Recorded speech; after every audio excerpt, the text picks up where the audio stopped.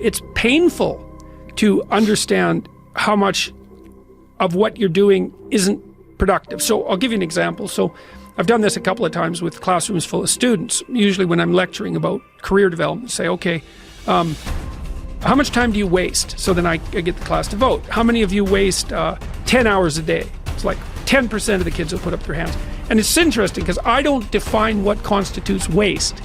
I just ask the question. So they're diagnosing themselves, right? I'm not saying you're wasting 10 hours a day. I'm just asking. It's like, given your own attitude, how much time are you wasting? 10 hours a day. It's like 10% of the people put up their hands. Well, when you get to like 6 hours a day, 80% of the people put up their hands. So then we do the arithmetic. It's like, because I like doing arithmetic with people. People hate arithmetic, but I like doing it. It's like, okay, 6 hours a day. It's 42 hours a week. So let's call that a work week, 40 hours a week. So that's a work week. Let's say, what's your time worth? You're a university student. Well, it's certainly worth minimum wage, because obviously, but it's worth way more than that, because if you spend a productive hour when you're 20, then you gain the benefits of that hour for the rest of your life. So there's the compounding effect of time spent when we were young. So I say, well, let's assume your time's worth $50 an hour, which I think is an underestimate, but whatever. Let's call it 50. We can call it 25, but we'll call it 50. If that's $2,000 a week you're wasting. It's $100,000 a year. It's like, how much better would your life be if you weren't wasting $100,000 a year? It's like, what is that over 40 years? $4 million. It's like, you're rich. You don't even know it. Quit wasting time. By your own definition. It's like people shake their heads, like, oh, I never thought about it that way. It's like, yeah, think about it that way. Don't waste your damn life. And then you think, well, why would people be resistant to that message? It's like, well, you really want to wake up and figure out that you're wasting half your life? And you know, when people do that kind of wasting, they actually hate it.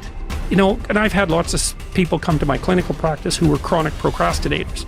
You know, and so they're watching YouTube videos, say, but not ones that are good for them, although sometimes they will do that, but just browsing in that kind of mindless way that you do when you're not paying attention and you're trying to kill time.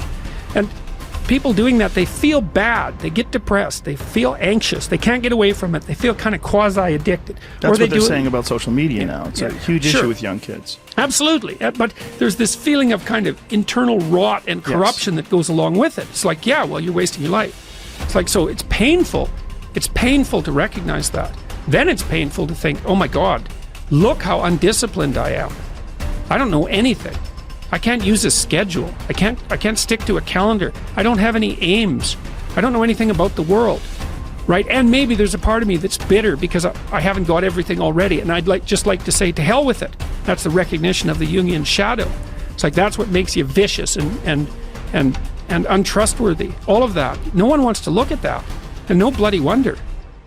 But hey, the alternative is worse.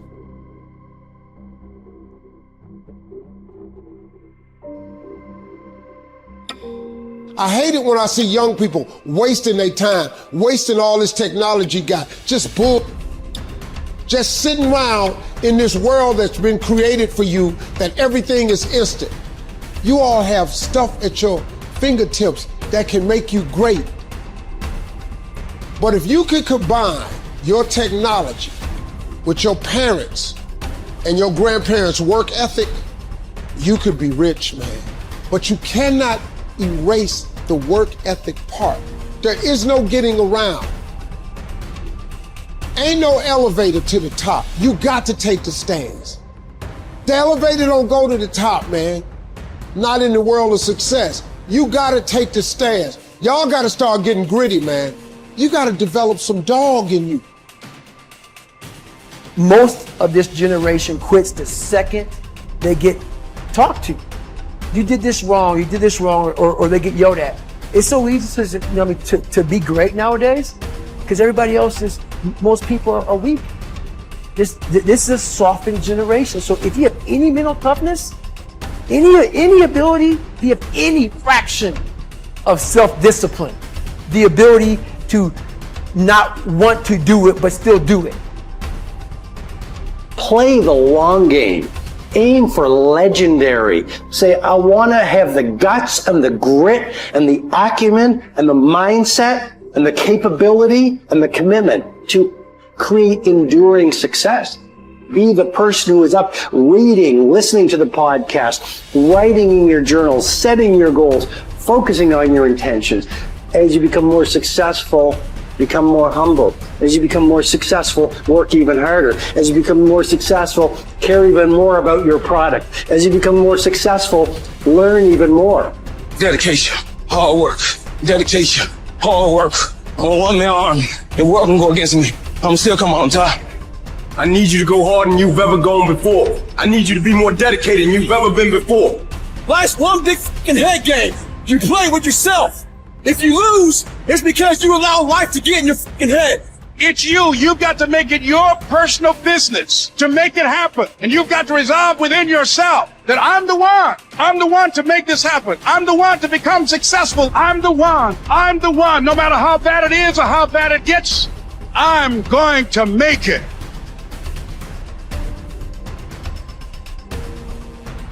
I must say a word about fear. It is life's only true opponent. Only fear can defeat life. It is a clever, treacherous adversary, how well I know. It has no decency, respects no law or convention, shows no mercy. It goes for your weakest spot, which it finds with unnerving ease. It begins in your mind, always, so you must fight hard to express it. You must fight hard to shine the light of words upon it. Because if you don't, if your fear becomes a wordless darkness that you avoid, perhaps even manage to forget, you open yourself to further attacks of fear because you never truly fought the opponent who defeated you. What man actually needs is not a tensionless state, but rather the striving and struggling for a worthwhile goal, a freely chosen task. What he needs is not the discharge of tension at any cost, but the call of a potential meaning waiting to be fulfilled by him. Mankind was apparently doomed to vacillate between the two extremities of distress and boredom. In actual fact, boredom is now causing more problems to solve that distress. And these problems are growing increasingly crucial, for progressive automation will probably lead to an enormous increase in the leisure hours available to the average worker. The pity of it is that many of these will not know what to do with all their newly acquired free time. Life is not primarily a quest for pleasure, as Freud believed, or a quest for power, as Alfred Adler taught, but a quest for meaning. The greatest task for any person is to find meaning in his or her life. Frankl saw three possible sources for meaning: in work, doing something significant; in love, caring for another person; and in courage during difficult times. Suffering in and of itself is meaningless. We give our suffering meaning by the way in which we respond to it. At one point, Frankl writes that a person may remain brave, dignified, and unselfish, or in the bitter fight for self-preservation, he may forget his human dignity and become no more than an animal.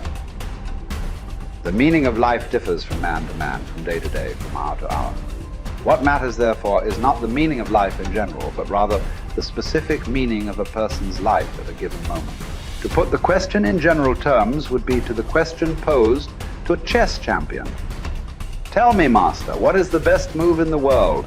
There simply is no such thing as the best or even a good move apart from a particular situation in a game and the particular personality of one's opponent. The same holds for human existence. One should not search for an abstract meaning of life. Everyone has his own specific vocation or mission in life to carry out a concrete assignment which demands fulfillment. Therein he cannot be replaced, nor can his life be repeated. Thus, everyone's task is as unique as is his specific opportunity to implement it.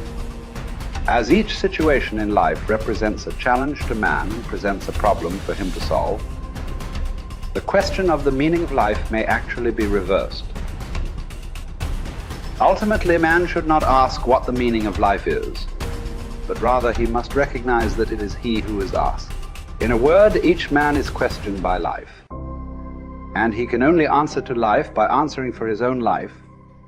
To life, he can only respond by being responsible. The way in which a man accepts his fate and all the suffering it entails, the way in which he takes up his cross, gives him ample opportunity, even under the most difficult circumstances, to add a deeper meaning to his life, it may remain brave, dignified, and unselfish. Or in the bitter fight for self-preservation, he may forget his human dignity and become no more than an animal.